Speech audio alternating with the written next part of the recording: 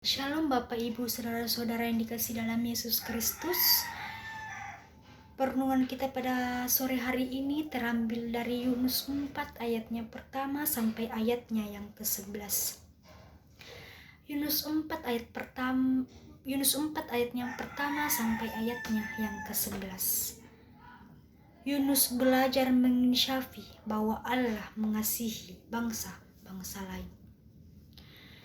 Tetapi hal itu sangat mengesalkan hati Yunus, lalu marahlah ia dan berdoalah ia kepada Tuhan, katanya, "Ya Tuhan, bukankah telah kukatakan itu ketika aku masih di negeriku? Itulah sebabnya maka aku dahulu melarikan diri ke Tarsis, sebab aku tahu bahwa Engkaulah Allah yang mengasihi dan penyayang, yang panjang sabar dan berlimpah kasih setia, serta yang menyesal karena malapetaka yang hendak didatangkannya. Jadi sekarang ya Tuhan, cabutlah kiranya nyawaku, karena lebih baik aku mati daripada aku hidup." Tetapi firman Tuhan, "Layakkah engkau marah?" Yunus telah keluar meninggalkan kota itu dan tinggal di sebelah timurnya. Ia mendirikan di situ sebuah pondok dan ia duduk di bawah naungannya menantikan apa yang akan terjadi atas kota itu. Lalu atas penentuan Tuhan Allah tumbuhlah sebatang pohon jarak melampaui kepala Yunus untuk menaunginya, agar ia terhibur daripada kesalahan hatinya. Yunus sangat bersuka cita karena pohon jarak itu. Tetapi keesokan harinya, ketika fajar menyingsing, atas penentuan Allah datanglah seekor ulat yang menggerakkan pohon jarak itu sehingga layu. Segera sesudah matahari terbit, maka atas penentuan Allah bertiuplah angin timur yang panas terik, sehingga sinar matahari menyakiti kepala Yunus. Lalu rebahlah ia lesu dan berharap supaya mati. Dan katanya, "Lebih baiklah aku mati daripada hidup." Tetapi firman Allah kepada Yunus, "Layakkah engkau marah kepada pohon jarak itu?" Jawabnya, "Selayaknya lah aku marah sampai mati." Lalu Allah berfirman, "Engkau sayang kepada pohon jarak itu, yang untuknya sedikit pun engkau tidak berjerih payah, dan yang tidak engkau tumbuhkan, yang tumbuh dalam satu malam dan binasa dalam satu malam pula. Bagaimana tidak aku akan sayang kepada Niniwe, kota yang besar itu, yang berpenduduk lebih dari 120.000 orang, yang semuanya tak tahu membedakan tangan kanan dari tangan kiri, dengan ternaknya yang banyak." Demikianlah firman Tuhan. Amin. Shalom Bapak Ibu, saudara-saudara yang dikasihi dalam Yesus Kristus. Tema yang saya ambil dari pembacaan kita pada sore hari ini yaitu dipanggil menyatakan kebaikan Tuhan. Dipanggil menyatakan kebaikan Tuhan. Senang lihat orang lain susah. Susah lihat orang lain senang. Ungkapan ini Bapak Ibu saudara-saudara mungkin tidak asing lagi di telinga kita. Kisah Yunus juga seolah-olah memenuhi ungkapan tersebut. Bangsa Niniwe berada dalam ketakutan setelah mendengar berita penghukuman yang akan datang dari Allah Israel. Dan tak disangka, mereka yang tak mengenal Allahnya Yunus itu melakukan perkabungan massal dan memohon ampun kepada Allah.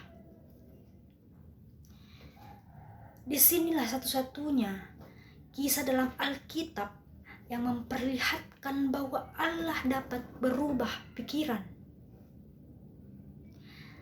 rancangan Allah, Bapak Ibu Saudara-saudara, seolah-olah mampu dibatalkan oleh respon manusia.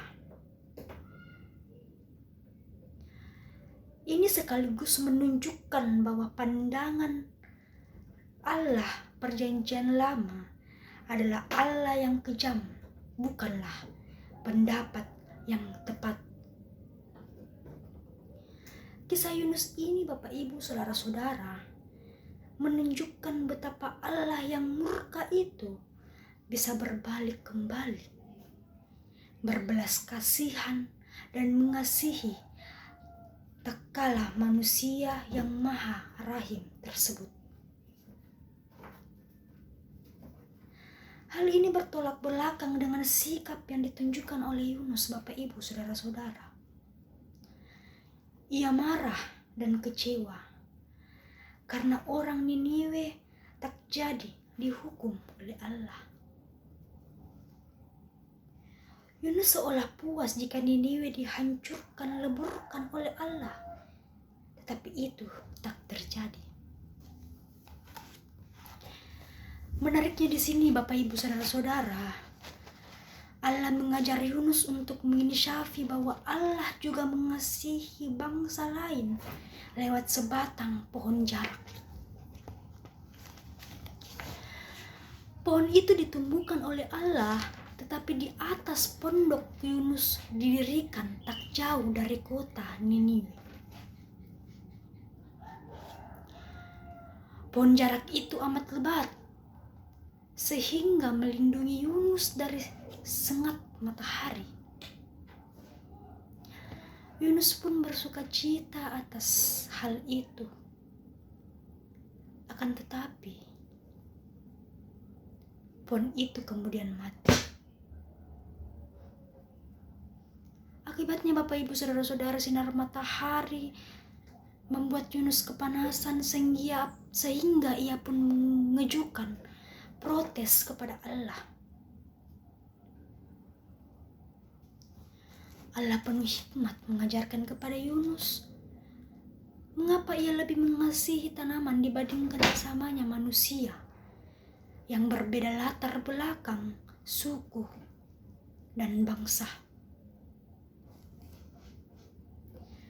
Jika Yunus saja begitu sayang kepada tanaman itu, apalagi Allah. Ia sangat mengasihi semua ciptaan termaksud manusia.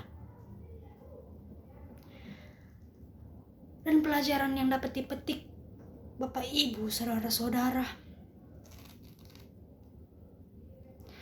dari kisah ini adalah bahwa ekspresi perlakuan kita kepada sesama sesungguhnya menggambarkan bagaimana ekspresi perlakuan kita kepada sesama. Allah mengajarkan kita bahwa perbedaan adalah sebuah keniscayaan, sebuah anugerah yang tak dapat ditolak. Sebab Allah memang menciptakan manusia secara berbeda-beda. Bahkan anak kembar pun, Bapak Ibu Saudara-saudara, sekalipun memiliki perbedaan,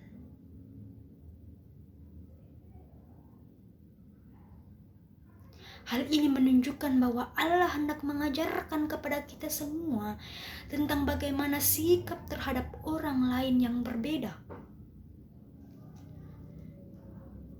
Perbedaan seringkali menghambat kita dalam membangun relasi kehidupan kepada sesama kita. Bahkan tak jarang kita berharap yang berbeda itu tak perlu ada. Namun firman Tuhan, Bapak Ibu Saudara-saudara, ini mengajarkan bahwa kita semua dipanggil untuk melakukan kebaikan. Kebaikan itu ditunjukkan tak hanya terbatas kepada mereka yang sama dengan kita, tetapi juga berlaku bagi mereka yang berbeda. Bahkan yang dianggap sebagai musuh sekalipun, seperti yang diajarkan Tuhan, yaitu tentang mengasihi musuh. Demikianlah perenungan kita pada saat ini. Shalom.